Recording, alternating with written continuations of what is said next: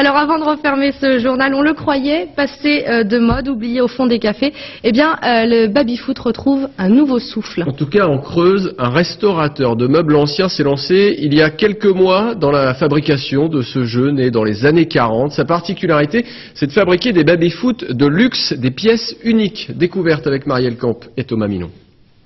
Pascal Joulin a toujours eu la passion du bois, c'est pour cela qu'il est restaurateur de meubles anciens. Mais il a aussi toujours eu la passion du baby-foot, alors depuis quelques mois, il a décidé de fabriquer son jeu favori. Je me suis aperçu qu'il y avait une demande assez souvent de baby-foot rustique, de baby-foot laqué, de baby-foot cérusé.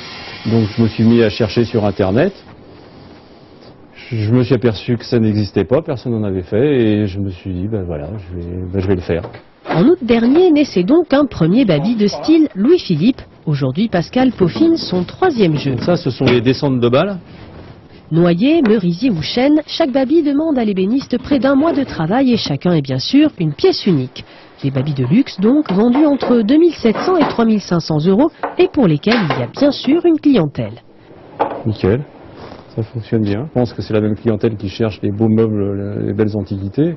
Ça peut être aussi des demeures de prestige, style relais château, des choses comme ça. Ils ont bien souvent un billard dans leur hall, donc pourquoi pas un baby-foot de style. Quand on invente le baby rustique, toutes les fantaisies sont permises. Après Louis-Philippe, Pascal compte explorer les styles Henri II, Louis XIII ou Louis XVI. Plus il imagine de modèles, et plus il se régale. Je m'éclate, enfin je veux dire, je suis impatient de le finir, oui, ça c'est sûr. Ah non, c'est vraiment un plaisir. Et si je peux faire que du baby-foot, oui, ce sera un plaisir terrible. Surtout que dans mes projets, j'ai des projets de baby-foot avec du vieux bois, uniquement enfin même, pourquoi pas, des morceaux de vieux meubles, il y a plein de choses à faire. Ça tombe bien car le baby-foot redevient tendance, surtout depuis la victoire de l'équipe de France au championnat du monde en janvier dernier. De quoi permettre peut-être à Pascal de s'amuser presque à temps plein sur son jeu favori. Voilà, c'est la fin de cette édition. N'oubliez pas cette nuit de changer d'heure, Alexandre.